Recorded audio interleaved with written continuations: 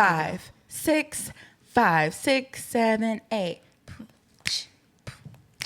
Living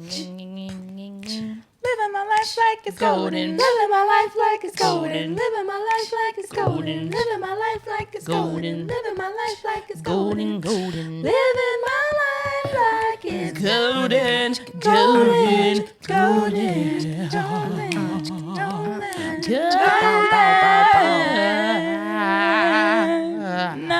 And all them things there, yep. Welcome Hey to guys, another episode of the Life is Weird podcast. Yeah, you see us. My name is Sage. I'm Queso. I'm Big Kels in his name. And I'm Gabby. And welcome back to another week of Life is Weird. We are on our second episode of the third season. Period. Sorry. Boom. Okay, And this episode, we're talking about health and wellness, child. Because we got to talk about it. It's an important conversation to have. You know what I'm saying? And I'm going to start out with giving just a couple of stats that I looked up. So if y'all didn't know, there are actually 8 dimensions of wellness. What are they? What are they? So I'm going to read them off for you. There's physical, emotional, Yep. social, intellectual, occupational, environmental, spiritual, and financial. Yeah. And I'm gonna take just a one stat from each sector of wellness just to share real quick. So from physical, I'm gonna do this sleep one. It says about 35% of adults in the U.S. report getting less than the recommended 7 hours of sleep per night. I am one of them. I'm one of them for sure. I too. Absolutely. So for emotional wellness, the stat that I have is regarding stress. 77% of Americans report experiencing stress that affects their physical health, and 73% report stress that impacts their mental health. I believe Sounds that. about right. Sounds about right. Stress can kill, but we're going to get into that. Social wellness. I'm going to use one for social media. About 59% of the global population uses social media, with potential negative impacts on social connections. Next one is intellectual wellness. We're going to do one about digital literacy. As of 2023, 23% of U.S. adults say they lack basic digital skills. Wow. Mold heads. Occupational wellness, right? We're going to talk about burnout. 59% of workers report experiencing workplace stress, leading to increased absenteeism and turnover. Hello. Yeah. Okay. That's crazy. Environmental wellness. This one is going to be about sustainability. 70% of people in a global survey said they prefer to work for a company that has a strong sustainability plan. It's interesting. Spiritual wellness. Hello.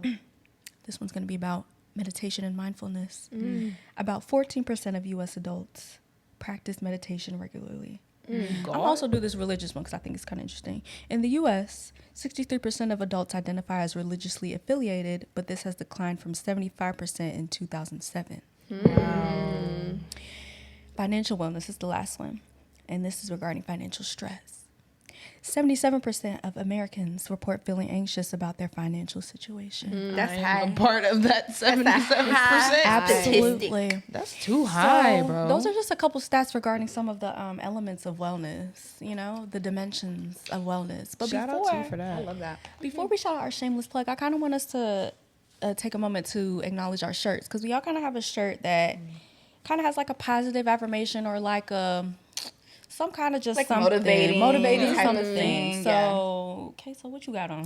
So I'm gonna show it to the people that are watching, but it's a y'all need Jesus shirt. It says it on the front and on the back, because we are during these times we need Jesus more than anything. Amen. So For sure. y'all need Jesus. I need Jesus. If you don't have a relationship with Jesus, get to know him. He's cool people. He's cool people, and he love you. He love So yeah, you. that's And take my- your that's own my journey outfit. to get to know him. Don't Yeah. listen to other people around. Yeah, It's funny because I was going to wear that. Queso and I have the same shirt. because we got it from Atlanta Streetwear Market. Yes, I got the jacket. Yes. I was going to wear Yeah. that one, but they have another one that's like a sweatsuit set. And it says, y'all need Jesus on the front. And then on the back, it says, smile, you made God's wake-up list. Oh, So I was going to wear that. That's so deep. it's kind of funny that, like, Yeah. you know, you wear that. Great That's minds, cute. great minds. Well, tell us what you do have on then. Oh, okay.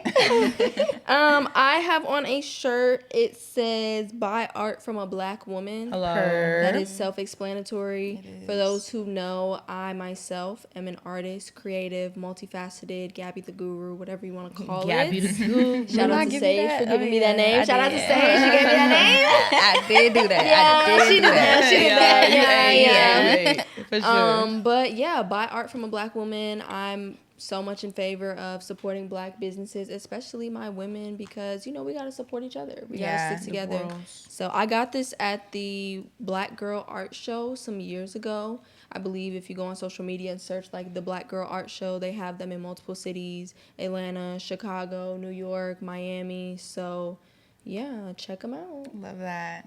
And her earrings match. She got. Oh, she got yeah. yeah.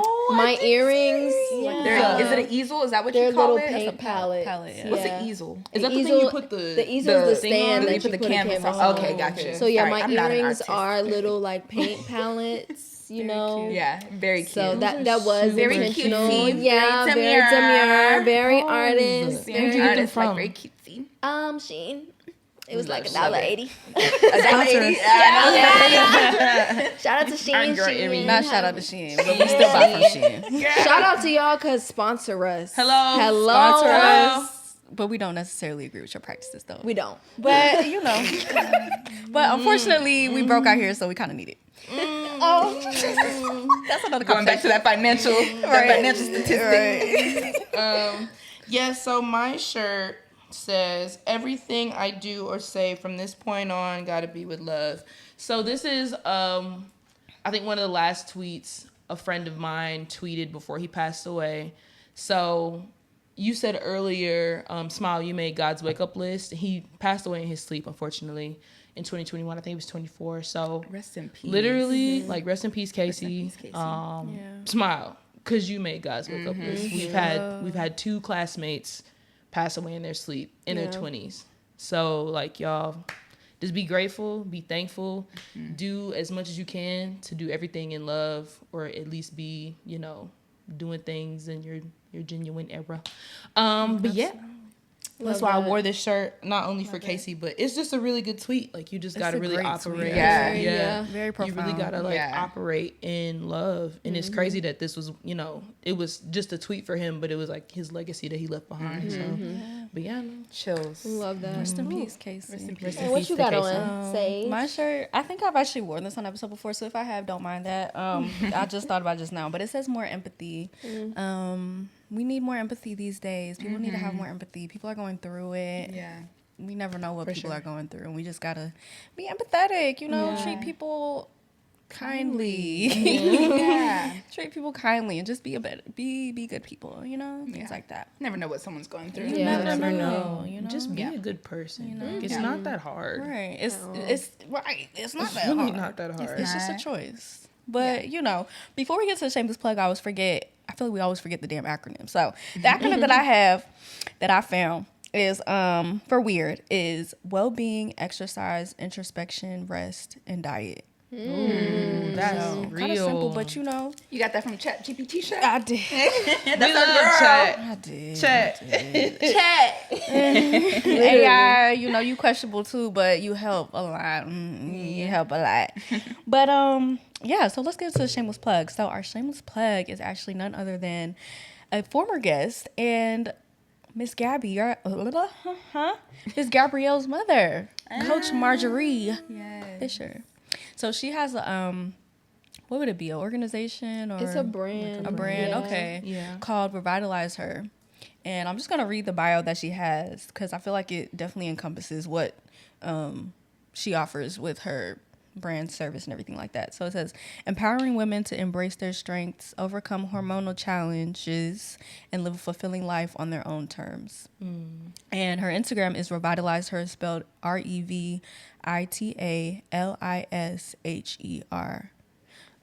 Yes. Gabby, do you want to add anything to let us know what Revitalize Her is about? You know, shout out my girl, Shout out Mars. Shout out Mama Mars. Shout out Mama Mars. Go watch that episode if you haven't. Yes. Was it Womanhood Womanhood is Womanhood is Weird? weird. Yeah. Season but 2. A great episode. Yeah, shout for out to sure. my mom for taking that leap of faith and just becoming a holistic health and wellness coach. She's really trying to not just empower like older women who are going through their menopause and like hormonal journey, but also reach us, like our age group, the 20-somethings, because we need to know what to prepare for and, you know, be well equipped as we transition out of like having our menstrual cycle and then going into menopause and just all these different things. So she's really just trying to influence and empower young women like us and older women as well. And she had her first wellness event at the end of last year, which was super exciting. It was really and nice. Yeah, Sage was there. there. Sage, her mom, and her sister were there.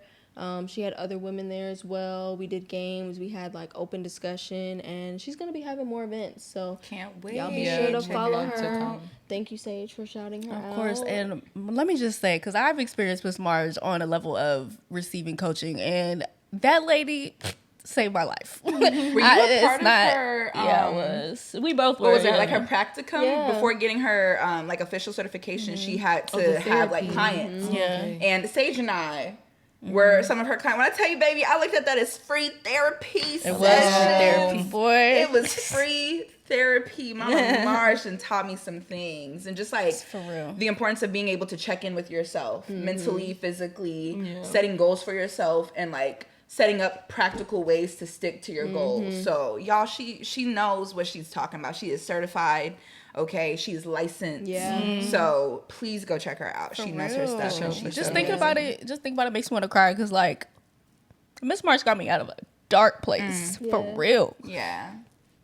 Check her out. Love We Mama appreciate Marge. Love her. Mama I love her. Marge. And it's crazy because I didn't even know, like, when y'all were going through the coaching sessions, you know, like HIPAA and all these things, confidentiality Yeah. and stuff. I didn't even know, like, Yeah. you know, that y'all was going None of y'all be. through it for real, or that y'all were like actively involved in it until she was like, oh yeah, Yeah. like they didn't tell you. I was like, girl, no, like they didn't tell me. Yeah. But that just goes to show, like, yes, these are my friends, but she still maintained her professionalism, even though I'm her daughter and these are my friends. She still like upheld her confidentiality clause and was there for them and supported them in the ways that they needed, and clearly it's been impactful. So I'm grateful that my friends get to experience somebody like that. Like, I get to, you know, share my mom in that way. Literally. She is the She really the community mom. She is the community mom. mom. That's auntie for I sure. love her so much. Literally. Love her. Yeah. Damn. Why am I even crying? Because what the fuck? I love her. She's helped me a lot. Shout out to her.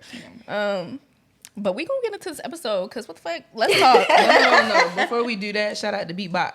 Shout yeah. out to Beatbox. So for the people that are listening, we are drinking. Shout out to Julian. So we have a member in the audience. Hey, who The way brought you some looked up, I'm drinks screaming. Protein and Poppy. introduced us. That's his Instagram. That's how I know him, by his Instagram. Protein Poppy. Okay. Protein Poppy. Shout out to Protein Poppy for bringing us something that's not protein related, but alcohol related. But these things right here, baby, 11.1% alcohol In the little box. and a 16.9 fluid ounce drink is crazy. Yeah, my insides is beatboxing, all right. My ears are warm. It's dangerous because it don't taste like it tastes like juice. It tastes like That's juice. So dangerous. Beatbox. It's alcohol, Sponsor us for nigga. real. We not sponsored yet, but Listen, sponsor us. we're not We sponsored, rock- and we talking mad love we rock right now. with So you. that's how you we know love we rock y'all. with y'all. Damn. And it comes in so many flavors. I got tropical punch. I have juicy mango. I have the peach punch. I also have the juicy mango, but they also have what, like a Blueberry, Chase has blue raspberry. raspberry. There go check. a hard tea. You have which one? Hard tea. Hard tea. Hard tea. I ain't know about that one. That's like Hard the tea. spin-off. Oh my God. So y'all see what it's hard. Y'all see what You it's know doing. what? Let me go ahead and take Y'all a see the sip. effect. Hard tea, hard. No, I'm not gonna lie. Kate thought that was clever. That's something that was definitely a Kelsey like coded joke That was a Kelsey for moment. sure. That was a We've been around each other too long, y'all. Oh my Too god. long, but they're good. So shout out to Beatbox. Yes. And y'all, if I accidentally tap my mic, I'm so sorry, by the way. I hope that doesn't disturb your As you ears. can see, we got wet new equipment. We got new equipment. We adjusting. We adjusting. We not used to this. We not used to this. Right. We got money. No. But we need money. We need money. More money. So be back. Sponsor. Whatever you want to do, be If back. you want your stuff featured, you know, you could. Hello. We could work something out. DM us. Tell your email people, us. contact our people. We Hello. are the people. We are the We're trying to do big things in 2025, okay? You know, hello, season 3. We trying to do big things. We are the people, okay? We don't have a team yet. Please. Sorry. Our people is us. I'm sorry. We are too hysterical. I told you the beatbox is beatboxing. Beatbox is beatboxing. Okay. On my insides. Okay. In other places. All right. Stop it. Shut up. Wellness. Shut up. Shut up. Shut up. Let's get into this episode because being unwell is weird and we're going to talk about it. So weird. So, to start off, this is for everybody. Well, obviously.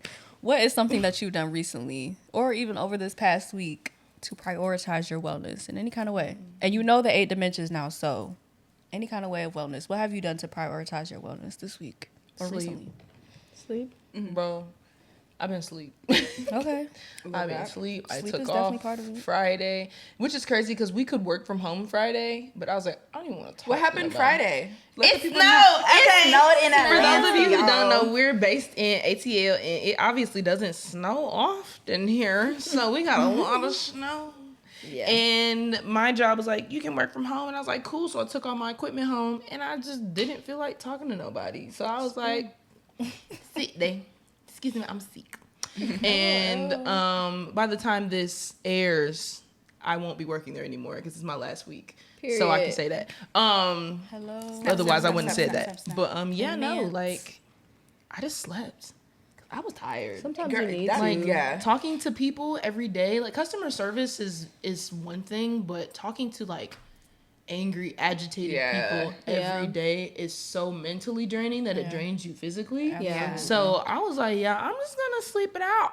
You gotta Yeah. do that. You So really, that's what I did. you gotta do that sometimes because I feel like Yeah. sometimes rest is seen as a reward and not a priority when it should Mm-hmm. be like the opposite. Like we're like, all right, if I get this done, then I can rest. When it's Mm-hmm. Yeah. like, no, rest so then you can get that stuff done. Mm-hmm. Because if you do the opposite, it's just counterproductive. Like Yeah. it's Yeah. just not. Just rest because that's how your body functions. Yeah.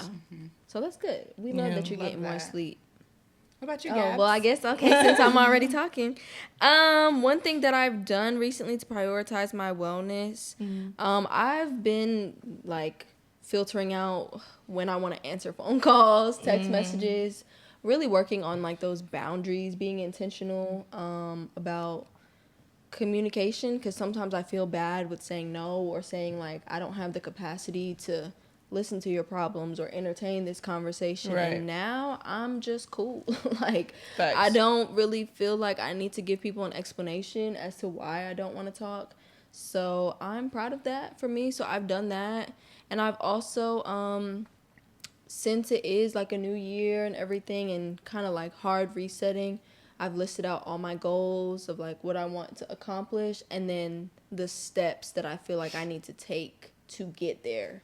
So like if y'all have heard the term like SMART goals, so like making them like timely, making it, you know, reliable, making the goals feel tangible. That's what I've been like doing. So that's something that I feel like has helped me mentally so that I can actually see what I'm putting work into. And it's been great. All is well. Amen. All is Love well. that. Man. I'm proud of you too, because Thank you do you. show up for a lot of people. Yeah. And it's just time for you to show up for Gabby. Yeah. So- And that's what this year is about. I'm really just focused on like pouring into me more and focusing on my specific goals. And if anybody wants to be mad along the way, they just gonna have to them be be mad. mad. Whoop, not your You know, friends. it is what it is. So, but all is well. That's been me. Love that. Hallelujah. Facts. Sage. Me? Oh.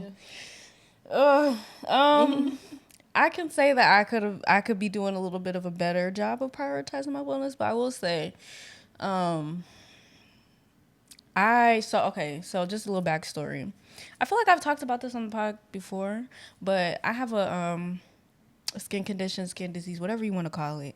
And sometimes I get really bad flare-ups. So at the end of 2024, beginning of 2025, I got a really bad one. And I'm trying to pull myself out of it and kind of try to do things differently than what I would usually do. I think it was the first season was when I had one of my really, really bad ones. Yeah. And you could see it all over my aura. Mm-hmm. I was going through it bad, depressed, stressed, and fucking should have been later rest, goddamn. But Jesus, no, not should have, but no, you could have, bro. No. But this time around, I can't believe you said that. I'm sorry. It was a dark time, guys. I get it. It's okay. But nowadays I'm trying to kind of just take when it does, like, it's a thing that happens, so I kind of have to just accept that it could happen. Yeah. And try my best to just keep a somewhat of a positive mindset to get through it, because the stress only makes it worse. Mm-hmm. Yeah. So I feel like I've been doing a decent job of trying to just be still, keep my mind sound, just let it pass, treat myself, and not just wallow in self-pity and, oh my God, why is this me? Why is this my life? Even though I have those times and those moments, but just kind of using tools to get myself out of it. Like I said, Miss March has given me a lot of tools that I'm able to use nowadays to really, like, at least have my mind right, if nothing else, even if my body is just in disarray, at least kind of trying to have a sound mental state and, like, kind of just will myself out of it. Like, okay, it's gonna get better. It's not great right now, and you can sit in that, but, like, don't stay in that. Yeah. So proud of you. Thank you. Can I ask oh, sorry. No. So, like, every time you have a flare up, does it trigger, like, I don't want to say an episode, because it's not an episode, but does, like, it trigger, like, a negative response? Or there's some times where you're like, I've experienced a flare-up and I've handled it well? Or is it, like, every time you get a flare-up, it's, like... Is it connected to the physical uncomfortability of it as well? Yes, for sure. Mm-hmm. And some flare-ups are worse than others, but the mental toll that it takes is just, like, man, it's, like, a chemical imbalance that I can't even explain. And like, it's every time. It's every time? Almost every time. Like, the worse that it is, the worse that my mental state can get. But it's like, boy, it's like the insomnia gets worse. I'm up at all hours of the night and morning, not able to sleep, because I'm, like, almost scared to sleep, because I'm like, oh my God, I might wake up and it'll be worse. It's a mind fuck. It is a mind fuck. And it's really hard to explain to people that don't understand, because it's like, when you think about skin, it's kind of like, it's skin. Like, like, girl, it's just your skin. That's the biggest organ we have in our body is our skin, though. And that's the thing. Like, it's like, it seems like it's just skin, like, to people who don't understand, but it's more than just skin. Like, your skin responds to, like, the food you eat. Exactly. The products that you use on it. How much sun you get. And it's the first thing people see. So I can see why it triggers you mentally. Because it's like, every time you're stepping out, it's like, I know they're looking at me, or, so I definitely... It's definitely understand. a mind. But shout out to you, because I feel like you've made so much progress. So much. And I think, like, so much. It's something that, and I say this every time, it's something that I don't think we will ever understand on a physical level. But to see your progress over the years is really, really inspiring. So, like, literally shout out to you. I do have a question, because around the same, when we were shooting season 1, it was around this time of the year. Do you feel like it's... Because I know it can trigger, like based off of what you eat. Yeah. Do you feel like it's seasonal? I think that the season change is what, like the actual change of the seasons is what does it, which is weird. It's like when the seasons are changing from hot to cold, cold to hot. It's like, that'll trigger it, and then if I'm not eating right, that'll just make it worse. And then if I'm stressed already on top of that, it'll make it just even worse. And then you flare up and you're even more stressed, so then it's just like a roller coaster. That's what I was gonna ask you. Like, do you feel like you've properly identified like what your triggers are? I feel and if not, like, how are you gonna work to, like, identify those? So once you have a handle on them, it's like, all right, this is what my triggers are. This is how I can actively avoid them. Right.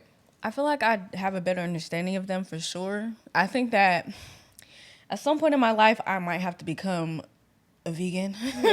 Unfortunately. Yeah. But I'm also allergic to a lot of like nuts, and that's how a lot of vegans get their protein. So it's kind of tricky. So What if you eat clean meat? So and, you know, well, clean meat is crazy, but you know what I'm saying, like sourcing your meat, right? Yeah. You know what I'm saying, because vegans do eat a lot of nuts. Like a lot of their stuff is based off of nuts. Yeah. So I feel like what if, and it's easier said than done because living in America, a lot of our shit is processed as hell. And has dairy. And has dairy. So what if you do like you go to like the farmer's market and you get like your fish or your beef or your chicken from there, even though it still may, you know, have some stuff, but it's a lot better than getting it from Publix. So no shade to Publix at all. If you want to sponsor, We love a good we pub love sub. Publix. I love Baby, a pub sub. y'all got all my money from them pub subs. But you know what I'm saying? Like just getting it from more or cleaner sources. Do you feel like that would help you? I feel like it would for sure. And I really gotta be mindful of like really not consuming dairy at all. And that's a hard thing because we love cheese. But even like fucking fried chicken, like they use milk in that shit sometimes. And it's like, man. I'm not gonna lie though, the vegan cheese, cause like, okay, so my parents are pescatarian, but my dad has recently transitioned to like kind of like vegetarian in a way. He's not full blown vegan, but he does not do dairy. He doesn't do any meat. And we have vegan cheese in the house. And one time I was making some eggs and I didn't look to see what the cheese said on there. And I put the cheese in my eggs and I'm eating it. I'm like, yo, this cheese.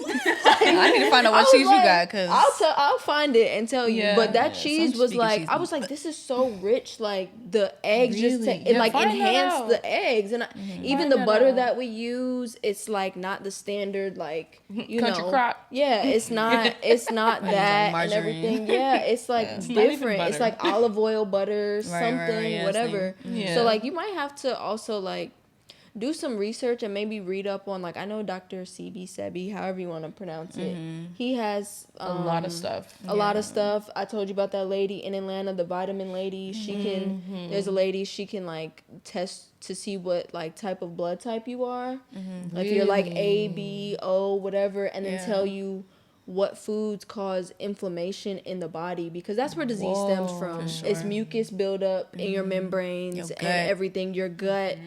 All that, what you eat, what you put on your skin plays a role. So it's like maybe if anything, I think to go see her and get your blood test is like $20. And then she'll give you a whole list of like what foods to try to avoid and what you could substitute things for. So like that. Like we should. Like no, a field trip and just all go. Because I was planning on doing that like at the start of the new year, but then like her schedule and stuff was like, you know, she's closed at certain times. But if y'all want to do it, like I'm down. Can we do it before I leave? I think her Instagram is like the vitamin lady. But I could like look it up some more. But you have made like a lot of progress. You have. So Shout I feel out like to you. You know, give yourself some grace. Like be proud of yourself. And give yourself some credit because it takes try to deal with like. Because it's an autoimmune disease, right? Yeah. Is it? So I feel like for me, I feel like it low key is, but like technically atopic dermatitis is not an autoimmune disease. Oh, I don't think.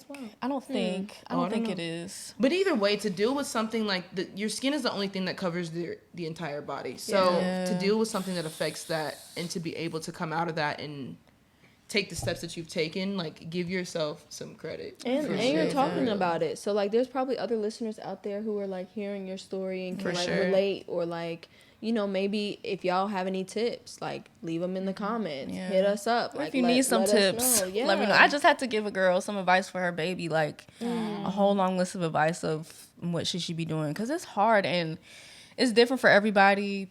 A lot of products don't work for people. A lot of products will work one day and not work. It's a very frustrating condition. It's a very frustrating condition. And even like just learning more about it, learning about like the schmooze rates and everything like that, having this condition like are higher than I ever would have thought. But I can understand why, because like this is your skin, baby. Like it can, I be losing my hair, and it's not just my hair. My eyebrows be getting thinner, and like my face gets red, and like just oozing and all that nasty shit. I get you. It's tough.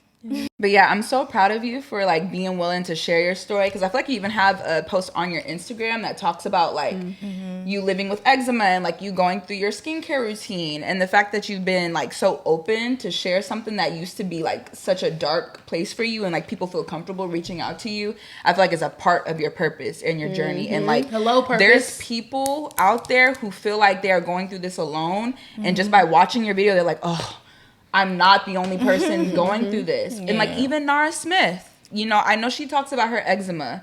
You know, yes, I didn't know that. That's one of the reasons why she said that she From scratch? cooks a lot of her stuff from scratch, because she needs to know everything that go in that bitch. She needs to know every that ingredient. Made me look at it a lot differently now. That makes sense. So that's what I'm, like, never be afraid to share your story, share the dark times that you're going through, even though it, like in the moment it can be so scary, but there's purpose in it, and like you're going to be a blessing to others just for you simply stepping out and like being willing to share. You know, so, and I hope that like people reaching out to you helps you, like, you know, with your mental, and being like, okay, like I'm actually feeling like, you know, maybe I'm like supposed to be, you know. And even if you're not supposed to be going through this, you're going through it. But for me, I know at the end of the day, God always gets the glory, and He's going to use you as a vessel to help so many other people. Because there's so many people that are watching this podcast. A blessing on literally. lives, Instead of asking yourself like, why is this happening to me, reframe it and think, what is this teaching me? And then that'll be, you know. Yeah, for sure.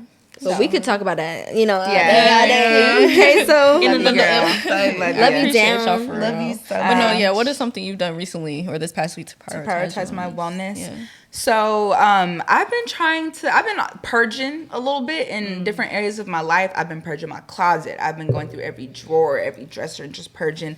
I'm realizing that I'm the type of person where my environment, going back to that environment dimension of wellness, my environment affects my mental. So like, I'm really starting to adapt to like the idea of minimalism. I wouldn't call myself a minimalist, but I'm realizing I don't need a lot of clutter, right? If there's something in my apartment where I'm like, I don't really use that, or like it doesn't serve a purpose, throw it out. Throw it away. Right? That's good. Just because like I said, like a lot of clutter, it just like gets my mental crazy. So I'm like, okay, well, how can I make my space work for me? Because I'm in this bitch every day. So it's like I need to make sure that the space that I'm living in caters to me, caters to my mental, and is a safe space for me. So I'm realizing like I'm kind of liking the idea of minimalism. I'm going through my closet. If I'm like, look, it hasn't been worn. Because, you know, I feel like we go through our closet and we're like, I need that. Oh my gosh. I'm so bad at that. And you ain't wear that shirt since 2018. Throw it out. Throw it out. And I want everything, right. I want everything in my space to have a purpose. Like even the clothes items that I'm wearing. I don't know if y'all have heard of like a capsule wardrobe.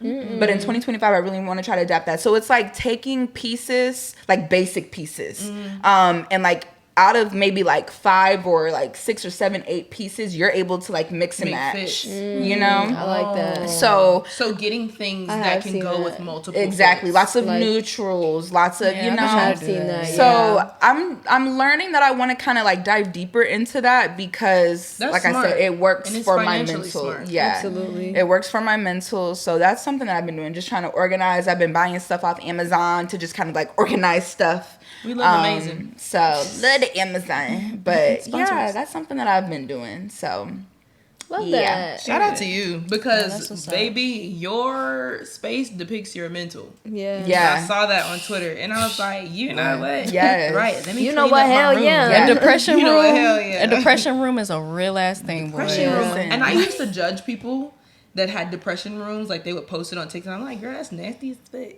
Yeah. Until I had a depression room, and I was like, oh. Yeah. Put the mirror on yourself. Let me clean up. But also, it just teaches you, we listen and we don't judge. More empathy. Okay. More empathy. Yeah. More empathy for sure. But do you come from like a family of like, not hoarders, but like people who like kind of hoard things? No, actually, my parents were in the military. My mom, she's a very clean person. Okay. She was the type like every morning make your bed. So that's something that I've always had instilled. Like the first thing I do when I wake up is make my bed.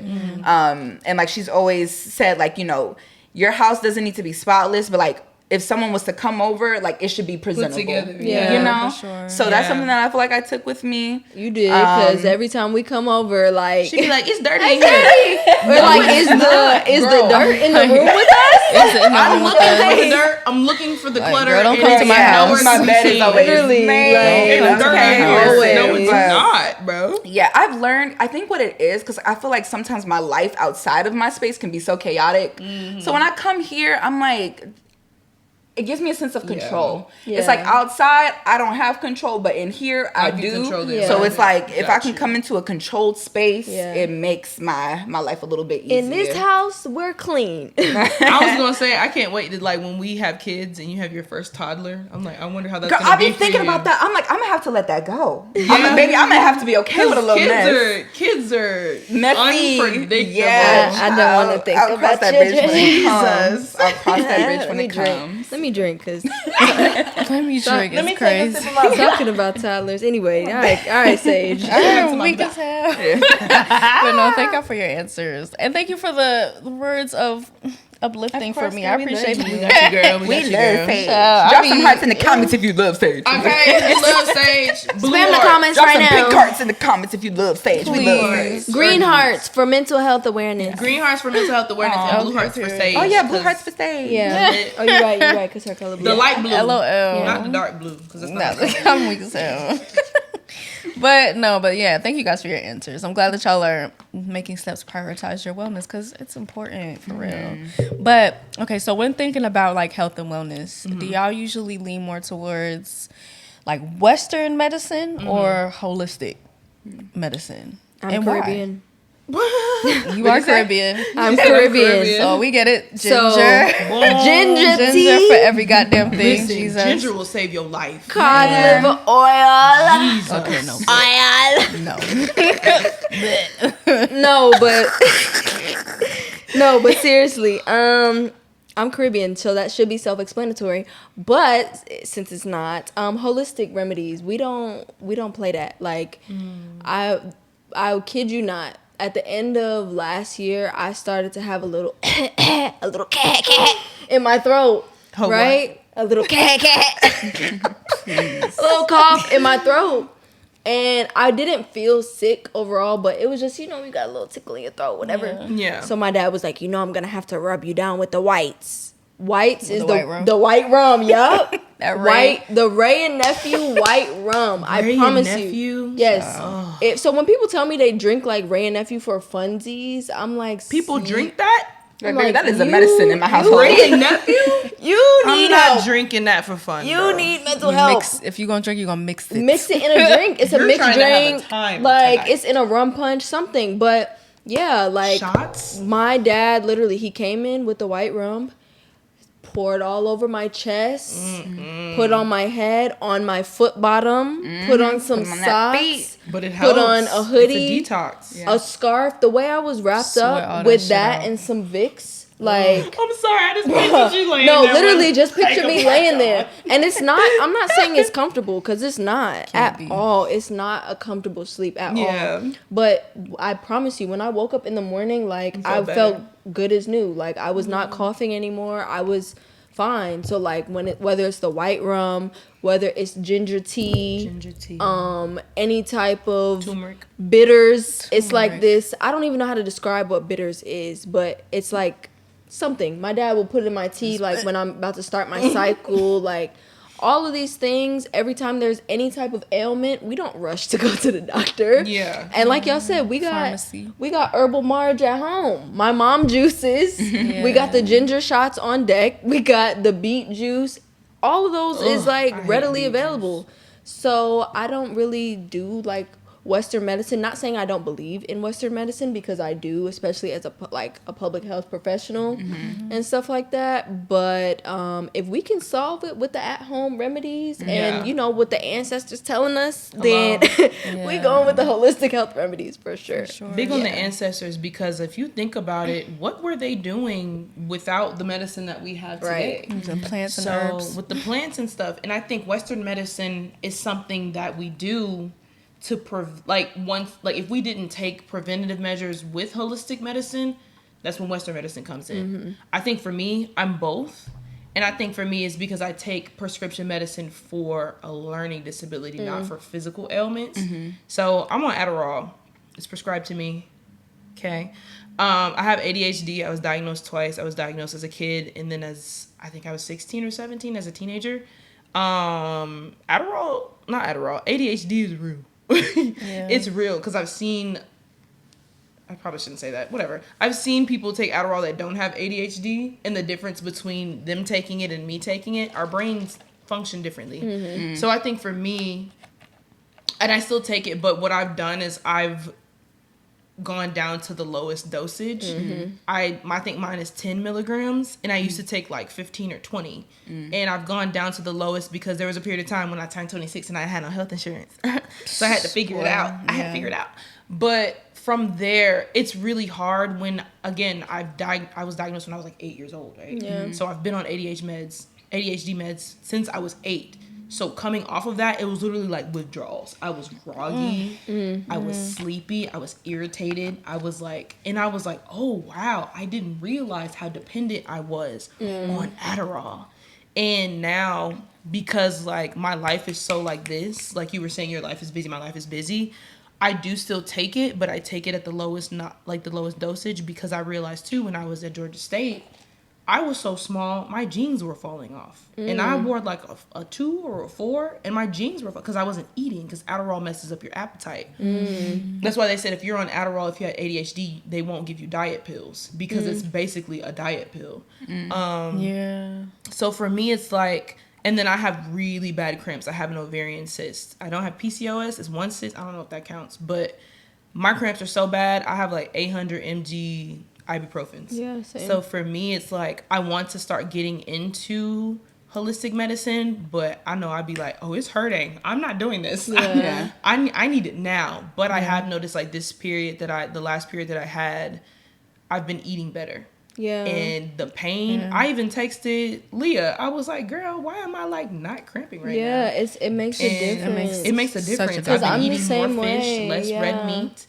And, like, it was uncomfortable, but, like, y'all, my cramps used to be, like, I was driving home with cramps, pulled over, was bawling, because that's how much pain. I could not drive. Yeah. Like, I was in so much pain. I was like, I would throw up. That's how, not even from, like, just being on my period, that's how much it hurt. Yeah. And that's why I was like, I was so shocked, and people are like, "Oh, it's just cramps." And I'm like, "No, like y'all don't understand. I'm not cramping like I'm now, dying. And I'm on my period." Literally. That's new for me. Ever since I started my period, my cramps have been. I started at 12.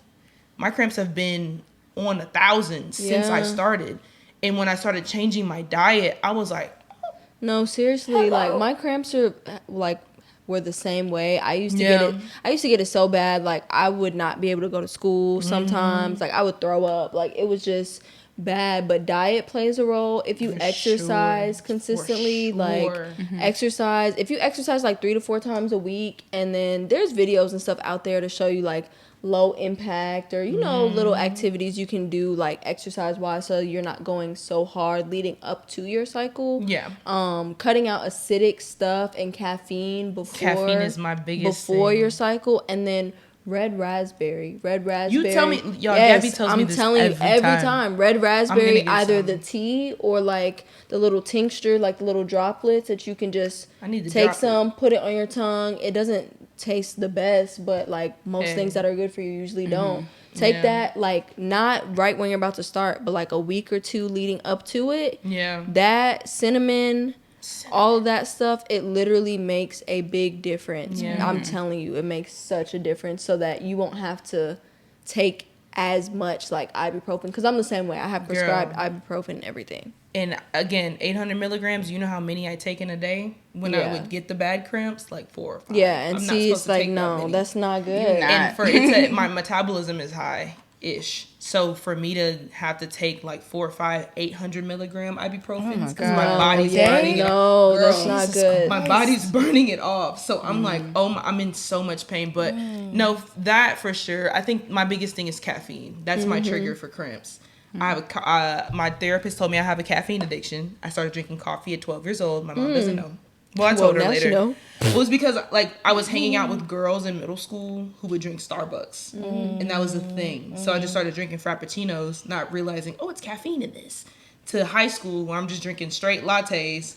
To college where I was so sleep deprived, I was just drinking espressos just shots, espresso shots every day. Like I was in the library. I was in what was it? Library North. I was in Library North shaking. That on happened the to be in computer, Library North too. That's so crazy. Shaking. We went to Georgia State. so Library crazy. North, if you know, you know. Like, Man. mind you, espressos off like of a crackhead. Adderall. Yeah, no. Off of no. Adderall. Crazy. It's caffeine and Adderall. So, Yeah, you know what I mean? No. Yeah. So one thing I do want to implement, because ADHD is hereditary, my mom has it, my brother has it. If my kids do have it, God forbid, I want to be able to implement learning, like ways of learning where I don't have to give them Adderall or Strattera or Concerta or whatever. Vyvanse. You know what I'm saying? Yeah. So, No, that's good. Yeah. I'm gonna piggyback off Kels because I have a very similar similar beliefs to you. Like because I believe like I'm really big on preventative. You know, I felt bad at one point because like friends would come over and they'd be like, "Oh, do you have Tylenol? Do you have this?" And I'd be like, "No." Like if I get sick, I'm going to the grocery store, baby. Like you know. Yeah. So, but I was like, okay, I do need to have a little bit of medicine because there is a point where you get to like the point of no return where then that's when Western medicine kicks in. But like I'm really big on holistic, preventative. Like let's try to prevent this. But then it gets to a point where it's like, okay, baby. Like I know y'all heard the story of that. She was she a news anchor or something like that, and where she had cancer and she tried to go the holistic route and it developed into stage 4. Yeah. So a situation like that is so cancer's it's so not some sad. holistic You know, thing. yeah. Like, it's like, baby, at go to that chemo. point, You need chemo, bro. right? There's a point where you get it's like, okay, baby, this is your diagnosis. Like this is what you got. At this point, there's no tea that you can drink. There's no alcohol that you can rub on your body that'll fix it. You need that Western medicine. But that's where the holistic and preventative comes into play to prevent that. Like I said, it does sometimes get to a point. I'm probably being a little biased because I am a nurse, but like even as a nurse, I still believe in holistic, and that's one of the things that I still try to preach, even in a society that like is so against it and is so like medicine. Let's prescribe because that's where the money is. Right. Like no, Big baby, pharma. you know. Morning. But like I said, it does sometimes get to a point where it's like, nah, you need to take that pill, you know. Or there's certain conditions, like you said, there's certain mental health where it's like, yes, we can try to cope.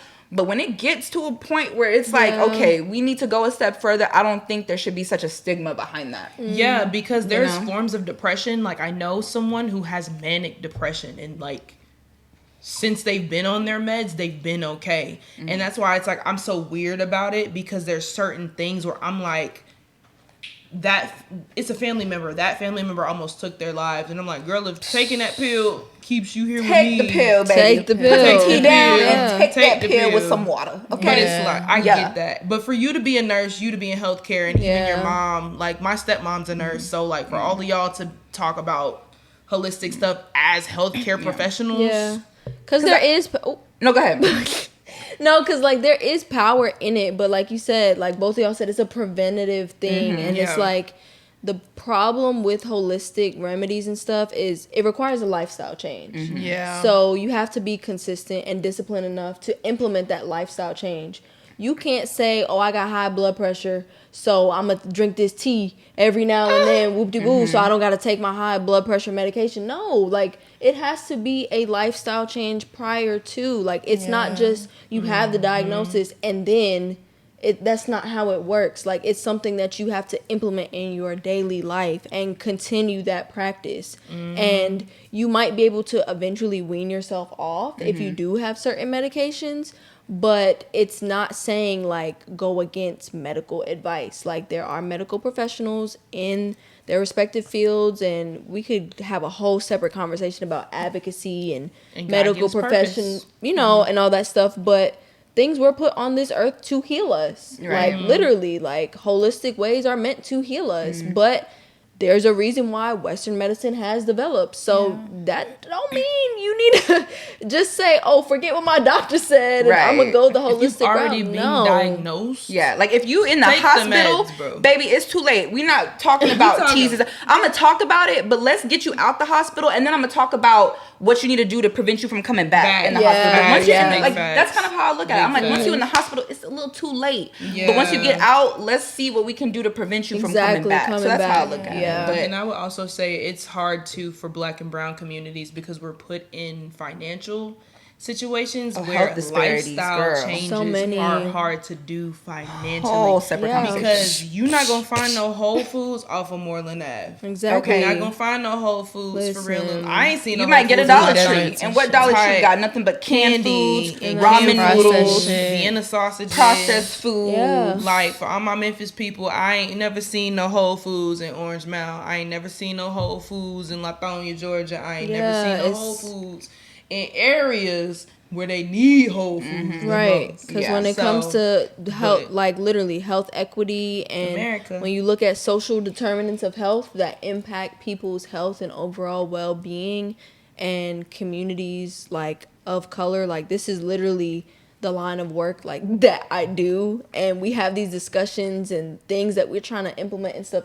all the time. But it's like, yeah, if you live in a food desert or you're a single mom, you know, of 4, and you work in 2 jobs, is it more convenient for you to go to Wendy's and get them kids that 4 for $4 instead of, at least they're not starving, right? Instead of go to, if you even like have access to a farmer's market and get fruits and vegetables that are probably gonna spoil in the next 2 to 3 days. Like hello, especially if all of your kids are younger and don't know how to cook. So anyway, but Sage. Sagey poo.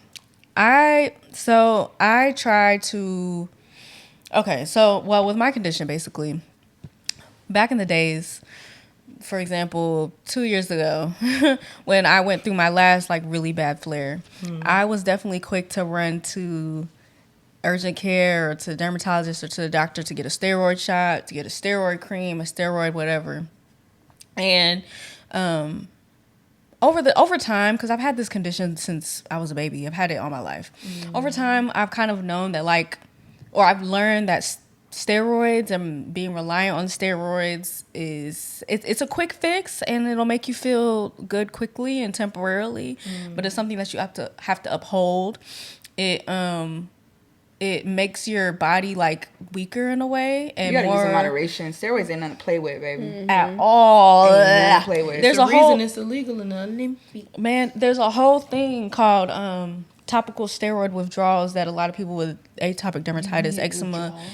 Yes, bro. And the images that you will see of these people going through withdrawals are something that will scar you. Like drug stuff. Like how the drug addicts go through withdrawals. Is it that bad? It's topical steroids. So like topical means like, on your skin. Yeah. Oh, so like their skin is reacting to not having it. Yeah. So they're having to wean themselves off of steroid creams. And the sights that you will see of these people that are having to wean themselves off is something that you don't ever want to see, bro. Like that you don't want to see. I'm talking about looking like they got burns, they like looking like a burn victim damn near, but it's not it. It's them trying to wean themselves off of this product that your dermatologist has convinced you will help you, but as soon as you stop using it regularly, it'll fucking debilitate your whole entire life. Like, Jesus. And so nowadays, I try not to use steroid creams at all, and I try not to to run to the urgent care to get like a steroid shot real quick to give me some instant relief. So that kind of makes it a little bit harder, but I try to just maintain in my head, like, you know what, you got to do the deeper things. Like, you got to clean yourself from the inside out, baby. Yeah. Because we're not doing that steroid shit no more. Because we just can't. We can't do that shit no more. Because like any other medication, like you said with your ADHD medication, you get reliant on it. And once you stop taking it, like, the effects are even worse than before you even started taking that shit. Right. Just because you stopped taking that. So, I try not to use the steroid things. I will say that I am on a medication, once a day pill called Rinvoq. It's non-steroidal. It's a JAK inhibitor, I think that's what they call it. And it, I guess, helps with like, I'm not even sure exactly what it helps with. I think it helps with like immune stuff. So that's really the one like actual medication that I'm on now, which I think is why it's taking me a little longer to get out of this skin flare. But it's slowly but surely working its way out. But I will say that I definitely am nowadays leaning more towards holistic health. Yeah. Because I am Caribbean also, so I've always like, you know, kind of learned from my grandma and like family members like things that I should be using, because my grandma has eczema as well.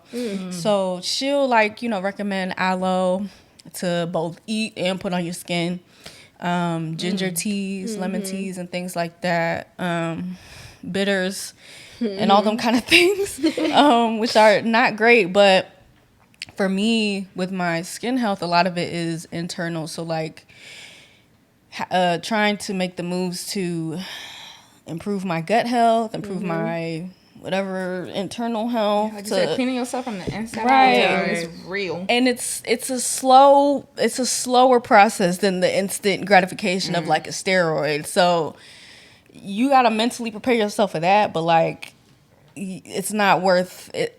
I personally don't think that it's worth using steroid creams, steroid whatever the fuck at all. Yeah. Like I said, even though it is quick, and sometimes when it gets bad, you're suffering and you're like, I just need to get out of this right now. Yeah. I'm a little bit past that now. So even though it's tough, I'm definitely trying to lean onto the holistic side of things, because that gut health impacts every fucking thing. Every fucking thing. And I'm learning that more and more as time goes on. Like, I try to drink ginger tea every night. I add a little turmeric to it.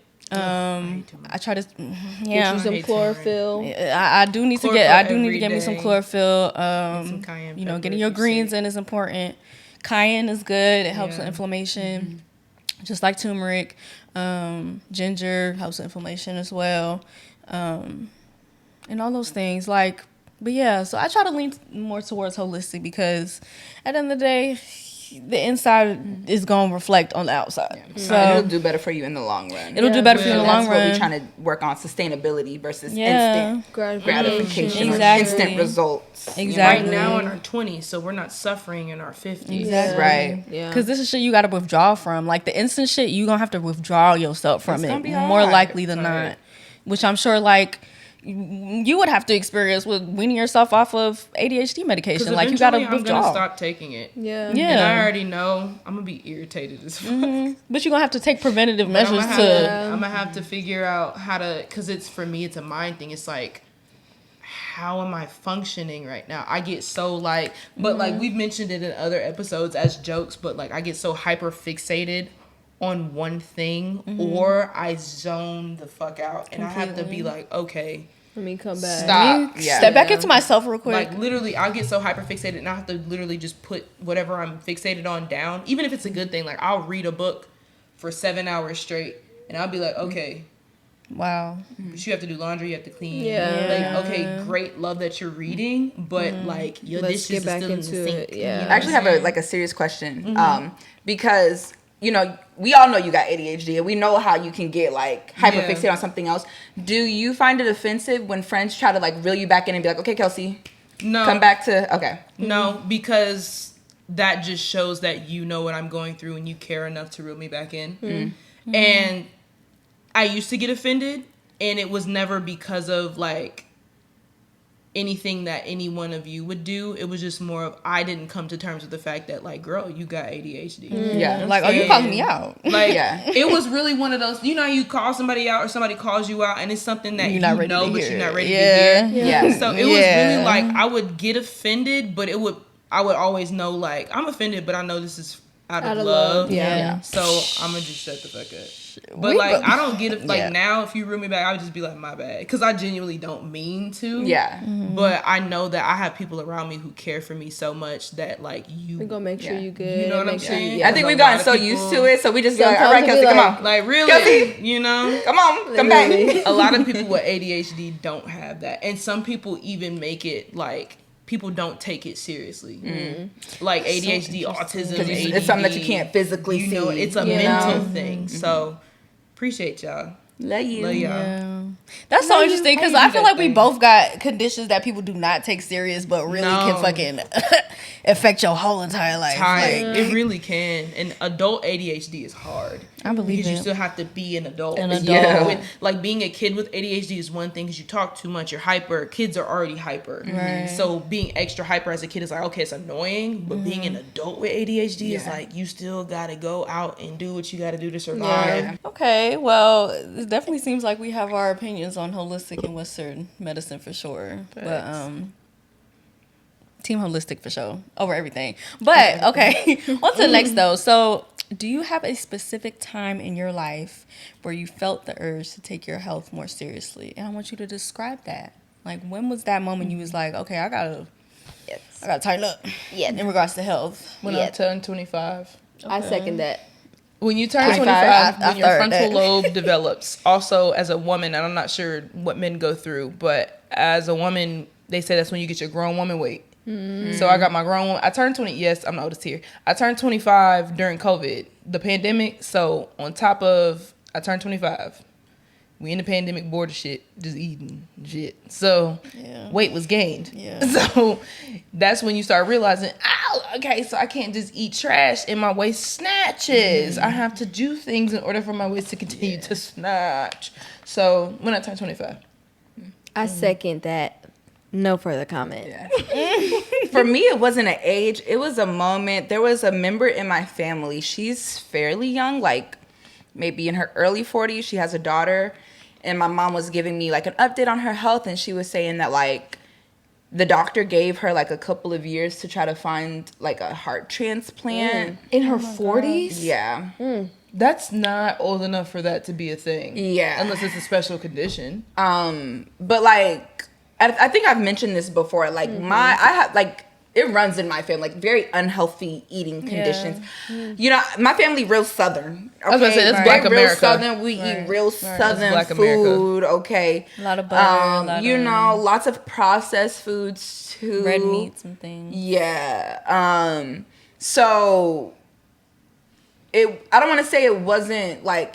It shocked me, but I was like, okay, yeah, I need to like start doing things differently because there's a lot of like illnesses and diseases that are like plaguing my family, like cancer, hypertension, high blood and pressure. hypertension is that high blood That's pressure? high blood pressure. Okay. Yeah. Okay. So I was just like, I told all of my family. I got my family on a group chat. I was like, y'all, if this isn't a wake up call, I don't know what else is. Like we have got to start doing things differently. Like there's too many family members that we're losing that could have been preventable, right? And the fact, like that situation really hit me in the gut because I was like, what? Like this is like a cousin of mine. Yeah. And like I said, has a daughter. Jesus. Probably in her 40s, I think. Like maybe late 30s, early 40s. Late 30s? Yeah, but Jesus. like I said, we indulge in a lot of unhealthy eating. Yeah. Like, you know, I'm not even gonna hold you. We do. So I think that was the moment where I was like, okay, yeah.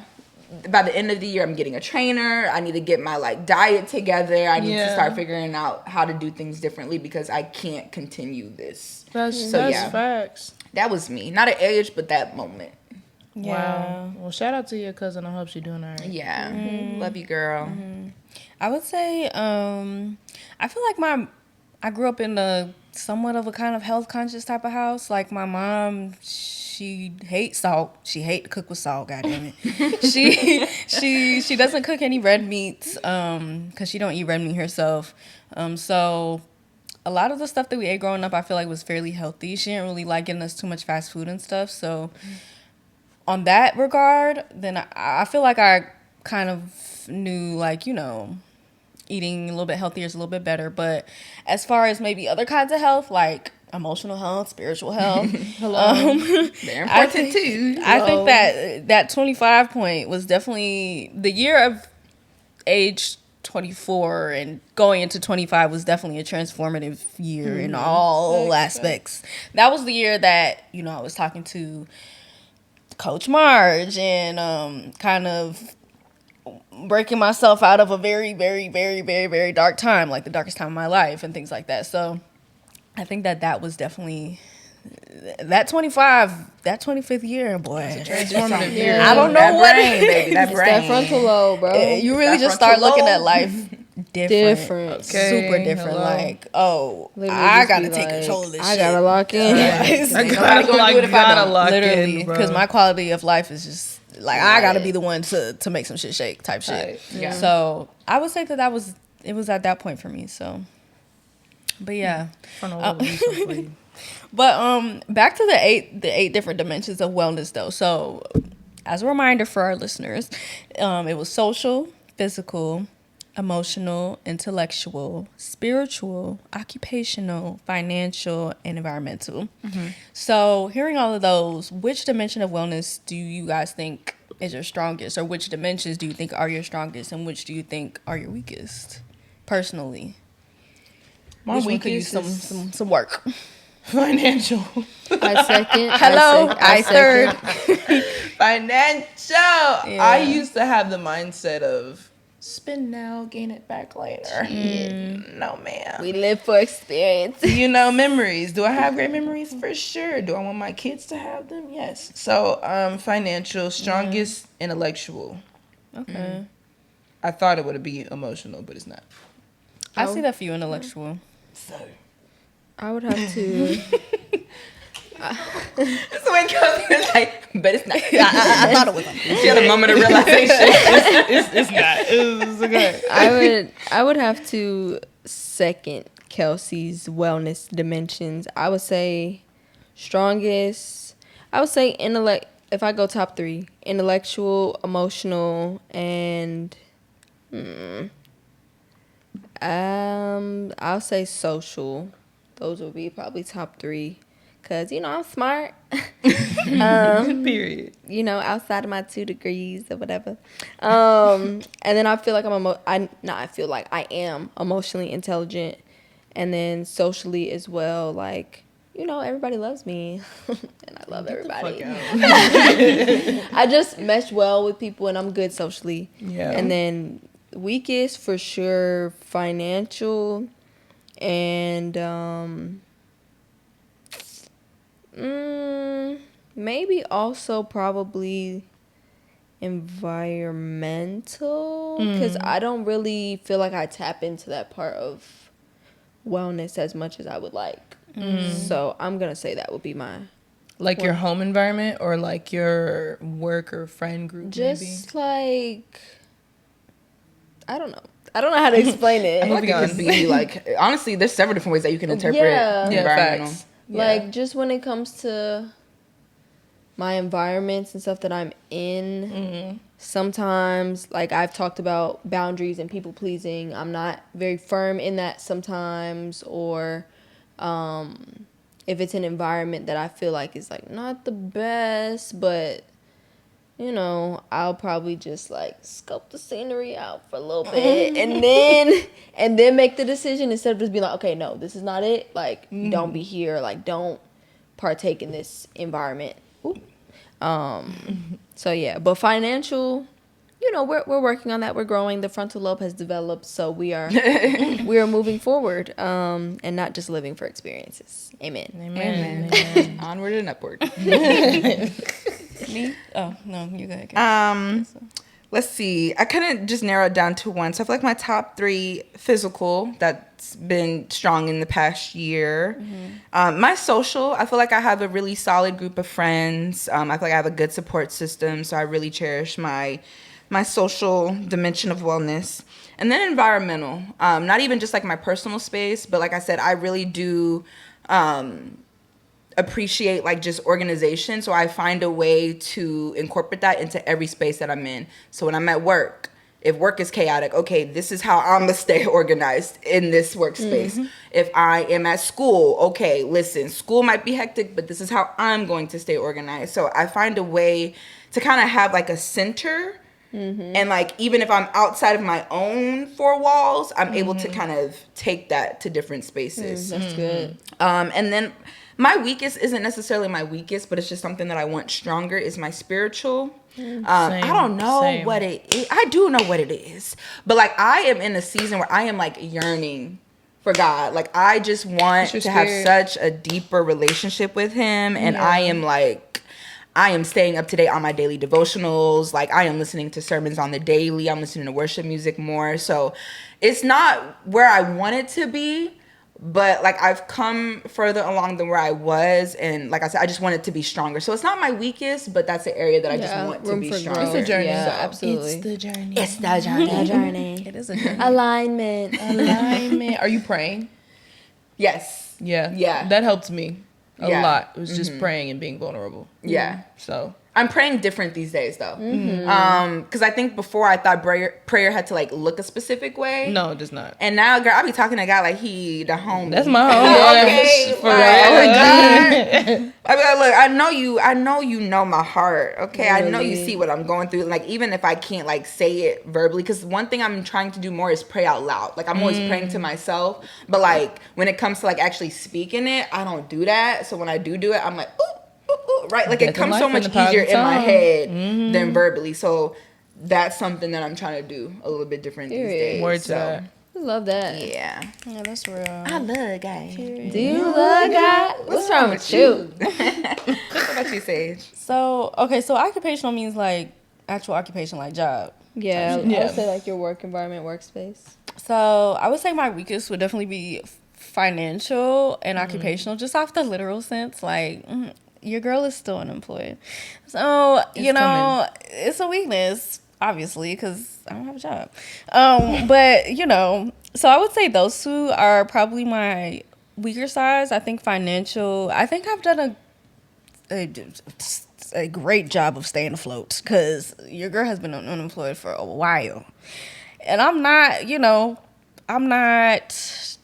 too bad off. I'm not You horribly still be off. out here living, girl. You do. Kudos to you. Somehow, Still be making it some way, I work. make a way. Luckily, with my last job, I was able to save a good bit of money. Shout out That was for God, for because saving. Yeah. Some people don't be saving. That's an have art that in itself, luxury, baby. yeah. The fact that you saved.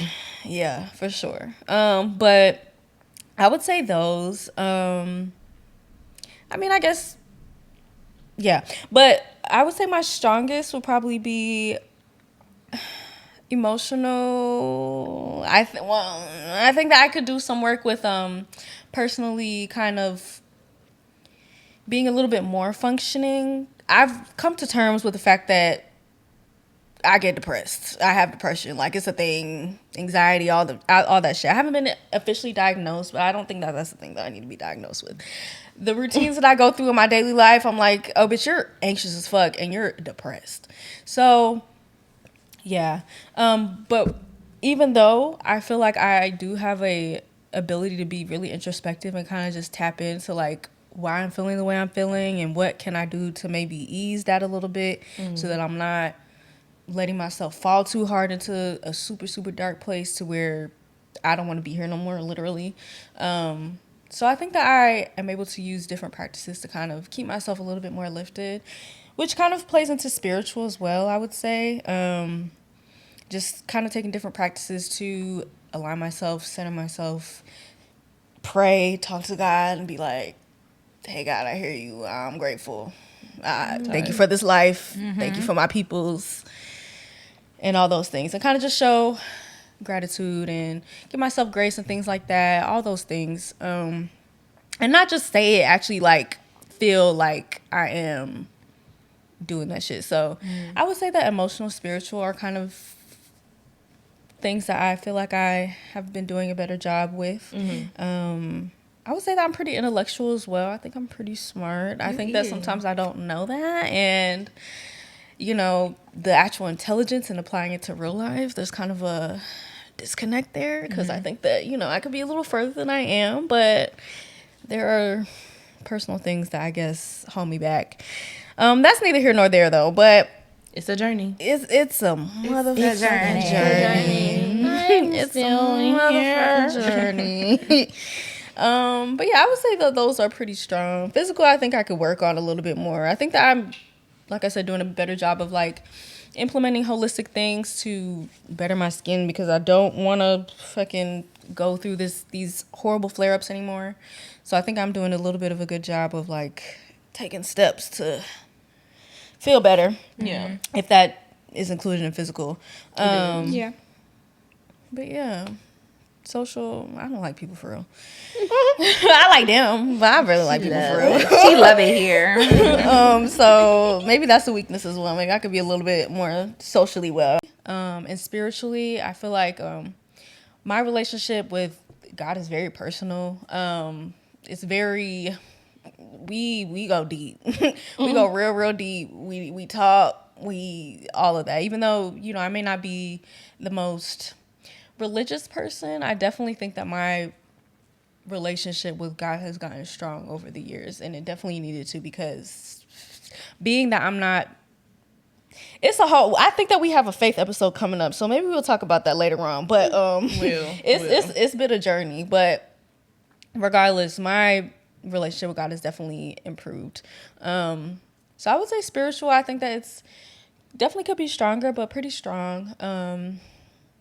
And kind of like what Gabby was saying, like with the whole like being able to be introspective and things like that, I feel like I have a good ability of being able to kind of just step into myself and really kind of process things internally before, making certain decisions and making certain moves and things like that.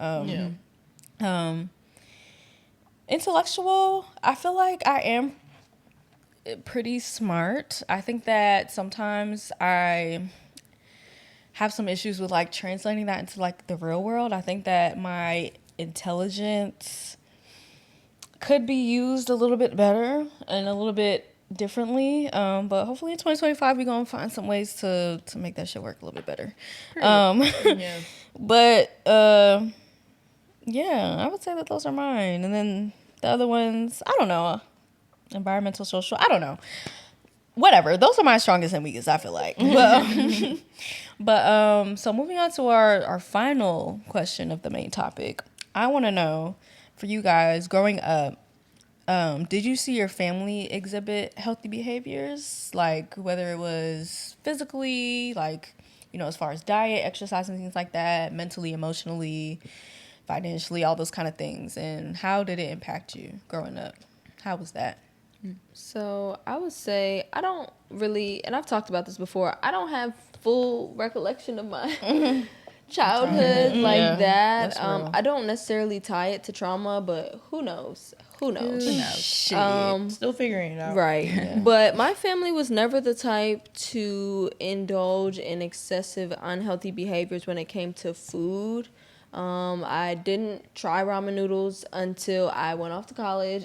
I love that for you. Yeah, no facts. Literally, we were blessed. I'm not gonna lie, knock on wood. We didn't. Yeah. I don't have any like memories of like struggle meals and stuff like that. If anything, it was just plain spaghetti with seasoning and some butter. It's some butter, and I still eat it to this day. It's so good. Get you a little noodles, bro. Get you a little butter, a little adobo, some Italian seasoning, a little garlic, onion mix. It's good. When you say butter with the noodles, like you had the butter in there, you melted it. Did you make it a butter sauce? I mean, you put enough butter to the point where it's like when you, because the noodles still be hot, right? Yeah, so it's probably gonna melt you the put butter. Enough butter, so it's sauce. so but it's like not swimming in butter. No, you probably just put a little tablespoon, enough to the point where it's like when you there. taste it, it's like okay, I can taste the butter, I can taste the seasoning, but not like wave pool. No, not like drowning in that whole like no.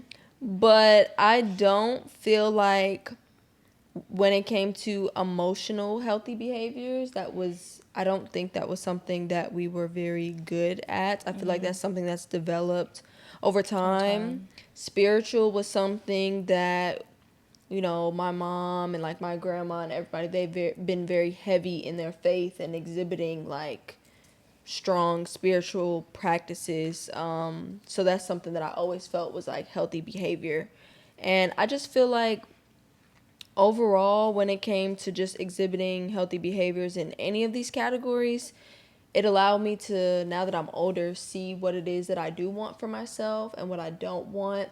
And the areas that I felt like we were lacking, I'm able to say, okay, this is where we lack. This is what I want better for myself. This is what I want for my future family. So that's why like emotional and intellectual, is an area that I focus so heavily on because I feel like that wasn't our strong suit. So I make sure that I'm well versed in those things and that I tap into my emotions and express how I feel and have healthy outlets and things like that, because I want to be able to pass that down to like my future kids, my family, have intentional conversations with people around me, and just, you know, practice those healthy behaviors and break any generational curses off of my family. So I feel like it impacted me in a twofold way. Like, yes, I've had to do some unlearning of behaviors, but I've also been able to recognize, okay, I did learn this way, yes, but I'm not going to let it hinder me from where I want to go and who I want to become. Amen. So Love that. I love that for you. Yes, yeah. thank you. I think for me, growing up, did you see your family exhibit healthy behaviors? It's funny that you talk about struggle meals because we ate a lot of chicken and rice when we were struggling, which ended up being okay because we ate more chicken than beef. And, you know, chicken can still be depending on where you get chicken from. But did we eat fast food? Yes. Did we eat fast food all the time? No. As far as that, I think with emotional and mental, growing up, yes and no. I think when I got to like my late teens, early 20s, I saw the outcome of what my mom went through and her trauma affecting me. But we also sat down later and had those conversations of, why do you feel like that? What happened to you in your youth, in your adolescence? That, you know what I mean? Yeah. And seeing my mom take that initiative to do that and get help for herself helped me to do that, not only for stuff in my childhood, but things that I went through in life that have nothing to do with my family. Like relationship traumas, friendship traumas, job traumas, things like that. And for me, that was a big thing because in, you know, the Black community, whether you're American, Caribbean, African, we don't do the mental health thing. So seeing her being like, okay, and like there's been times where like me and my mom have talked and she's crying because she's telling me how she felt when she was my age. And she sent me this TikTok the other day. My mama loves TikTok. And it was like, your oldest, 'cause I'm the oldest on my mother's side. I'm the oldest girl, I'm the oldest period. But she said, your oldest child grows up with you. Your youngest child is raised by you. And there are a lot of times my mom has told me sorry because she had me at 26. I'm 29. And had I had my first child at 26, granted, my mind it's not where it was when I was 21, but it ain't where it is now, child. So it's a lot of apologizing I would have had to do to my child, whether it was my son or my daughter. And I had to give my mom a lot of grace. But the fact that seeing her being able to realize that and like hold herself accountable allowed me to be able to do the same thing for myself. So yes and no.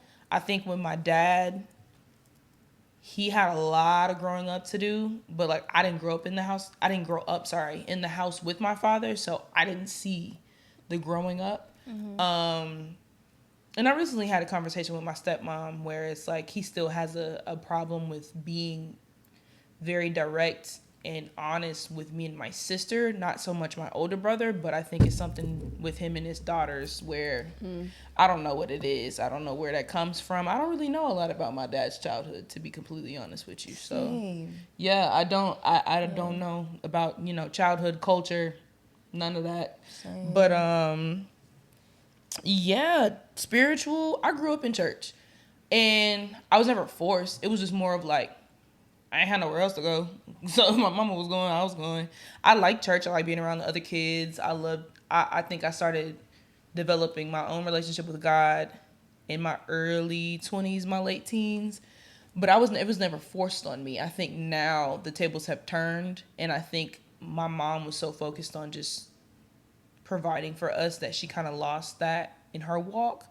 So now me and my mom have had conversations where she said, you know, she misses going to church. She misses having those, being in that atmosphere. So just trying to include my mom in times where I go like to church or, you know, watch a sermon or do a fast. So I've had healthy Examples later in adolescence, not really my childhood, but I think it was more of I literally grew up with my mother. Right. And I had to shout out to my mom. I don't know how the hell she did it, but baby, She did it. Amen. that's my dog right there. You hear him? But yeah, that's it. Shout out Mama Kels. Shout Yeah. out Miss Janine Pure. Kelsey's twin for real. No, we have the same face. Literally. It's actually scary. Quite I literally. think I'm a clone. Let's see. For me, I feel like one thing that I definitely admire about my parents is when it comes to them finances, baby, they do not play, okay? Especially my stepdad. When it comes to making a budget, he still balances his checkbook. Baby, I don't got one of them. I'm At all, bro. I have one of those. I'm not gonna hold you. Okay, I just check my account, make sure that them transactions look like they were made by me, and I'm like, okay, Literally. you know. But when it comes to them finances and just like setting your future up, like they do not play about that. Like I said, I came from like military parents, so like they were always very good about like discipline and like, so when it comes about like environment, like keeping your environment like, you know, clean. Making sure your finances are straight, making sure that you are like set up just in case if like something was to happen, like you're not struggling, and making sure that you got money aside for emergency purposes. Like when it comes to that kind of stuff, and physical, like when they were in the military, like, you know, they were You gotta be very in shape. active. But like once you stop, it's kind of like, you know, post grad, like in our graduate years when we're active, it's like, oh, you know, we got the best little cute little college bodies, and then you get into that grown woman weight, and you're like, oh wait. You know, I still gotta be a little active. I can't just like Gotta eat better. You know, I gotta eat a little bit go to better. sleep. But one thing I will say that like wasn't really modeled well was of course the eating. But for granted, my mom was a single mom at one point, raising me and my sister. So when it came to meals, like baby, cook you some oodles and noodles.